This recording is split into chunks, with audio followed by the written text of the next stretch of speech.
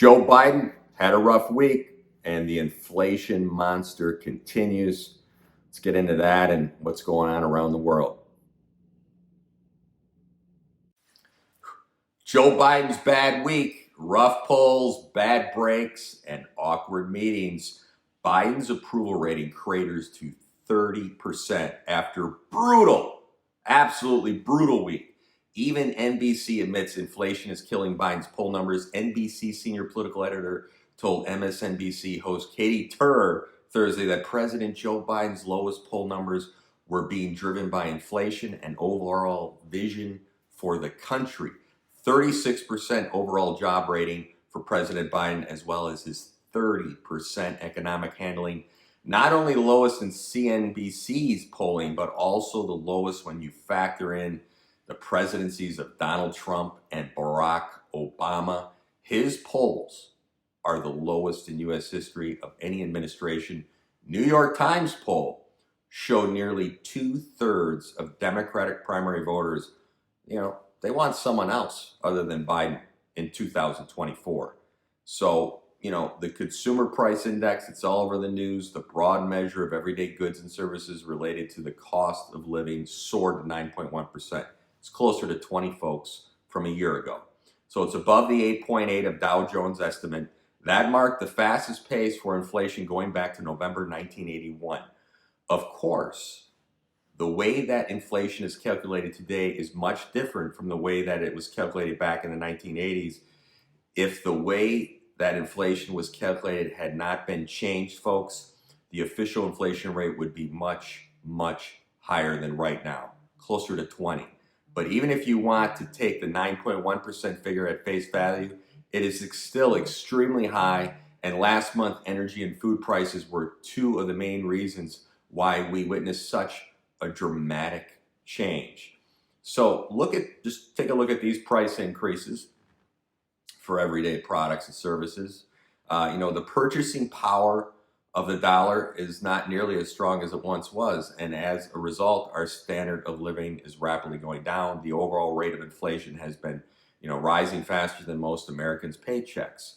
So have been for quite a while, and this is causing a tremendous amount of pain for millions of people in the U.S. And of course, these companies pass it off to the consumers, and prices sky high. They're making some cash.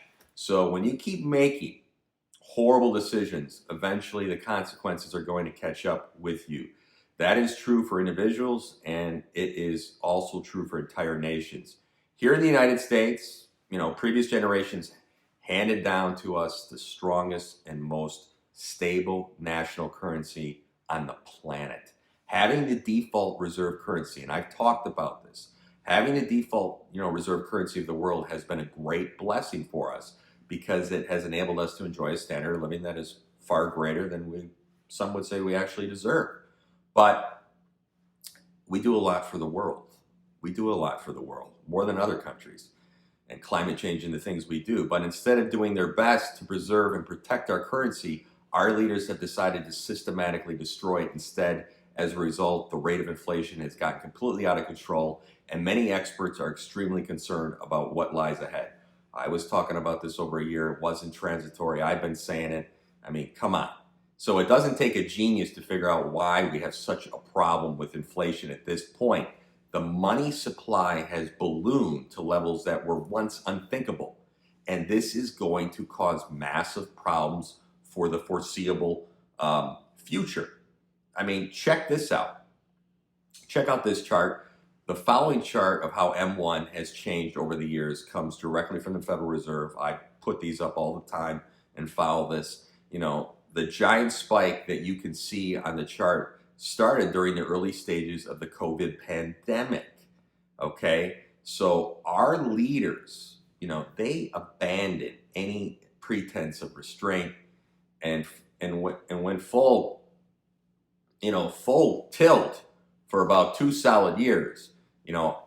I warned, other experts warned over and over again that what we were doing was absolutely insane, and now we are starting to experience the consequences.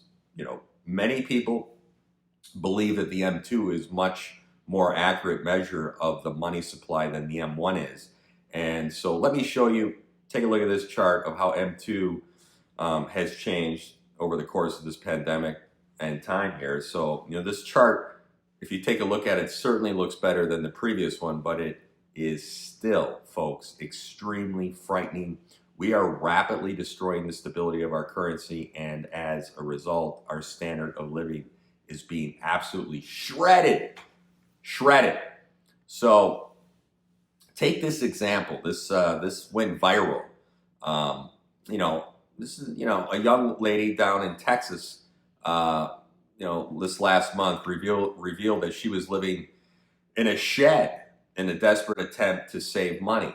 A young Texas woman who moved into a shed that she purchased for just $2,000 in order to save money. And then the housing crisis has opened up about her desperate struggles to cope with the summer heat while living in the property, which has no AC or shower. Her father came down, put some electricity in and some AC, but still no shower. I was in Chicago. I was seeing massive homeless and issues going on there. So, is this what they mean when they tell us that we are going to own nothing and be happy? Mr. Klaus Schwab. For example, civil unrest is happening in Haiti right now.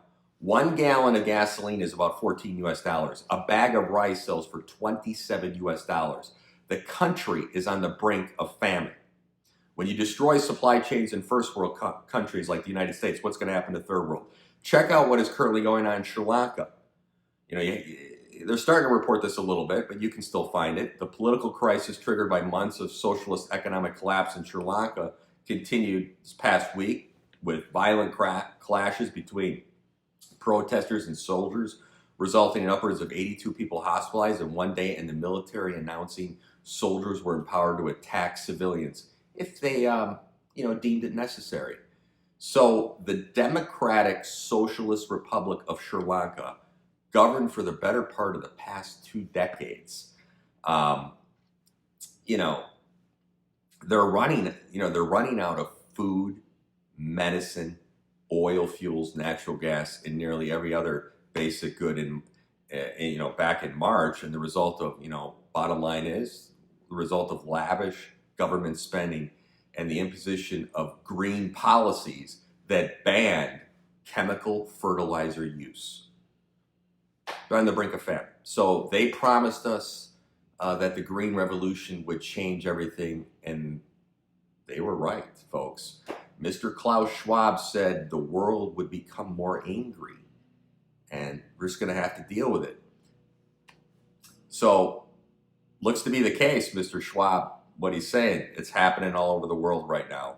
Albania, Panama, all over the globe. Energy and food are traded in US dollars, so some of it will trickle on the news. You have to know where to look to find the world news, folks, and when you do that, it's quite frightening what's going on. So when interest rates rise in the US, the dollar tends to go up relative to other global currencies, and that makes things much harder for those at the very bottom of the economic food chain. I'm not just worried about people at the top, I'm worried about everyone, and that's why I report on this stuff. Unfortunately, in a desperate attempt to get inflation under control in the US, the Federal Reserve has, begun aggressively raising interest rates. And we are now being warned that the Fed, this is big, folks, could raise rates by a full percentage point at the next meeting. So investors see a growing probability that the Federal Reserve could hike interest rates by a full percentage point at its next meeting for the first time in the modern era. The first time in the modern era. So the Fed, in June, the Fed raised interest rates by 0.75 of a percentage point, which it hadn't done since 1994. So considering the fact that we are, plunging into a recession, in many respects we're there, it would be absolutely insane for the Fed to do such a thing, folks. I talked about when interest rates go over 5% based on our debt, but they seem quite serious about making another big move. In fact, the head of the Atlantic Fed just publicly told us that everything is in play at the next gathering. They're going to be going crazy over their coffee and Danish. So the Atlantic Federal Reserve Bank president Bostic said Wednesday that everything is in play when asked about the prospect of the central bank raising interest rates by a full percentage point later this month, expressing concern over the morning news that inflation hit a fresh 41-year high in June. So let's get those people unemployed, get them in the unemployment lines, and just crash it all. So he told reporters he still needs to study the nuts and bolts. He's got to dig into the weeds a little bit, okay? Mr. Bostic, of the latest data. You don't have to dig too deep, sir, but he felt today's numbers suggest the trajectory is not moving in a positive direction. You think hasn't been moving in a positive direction for over 2 years. The Fed seems to be obsessed with trying to tame inflation here in the U.S., but in the process, they will, essentially be, exporting a tremendous amount of inflation to the rest of the globe. You have these third world countries. When you implode supply chains in the first world, what's it going to do to the third world? Decimate it. Food and energy will become significantly more expensive all over the planet. And since much of the debt that poor countries own is, it's denominated in dollars, we also run the risk of sparking an unprecedented global debt crisis. So the total amount of debt in the world has crossed, folks, the total amount of debt in the world has crossed $300 trillion mark. And if that bubble bursts, we will suddenly be facing the sort of historic financial catastrophe that I have been warning about for a little while now, and other thought leaders as well. Other leaders thought they could, endlessly flood the system with money without ever suffering any serious consequences. So they were dead wrong, and now the entire world is going to suffer, in my opinion, excruciating pain as a result. All that printing, where you think everyone talks, oh, everyone was living free. Yeah, you throw the pauper class $1,200, $2,000. That's nothing. The amount of money that went to corporations is insane.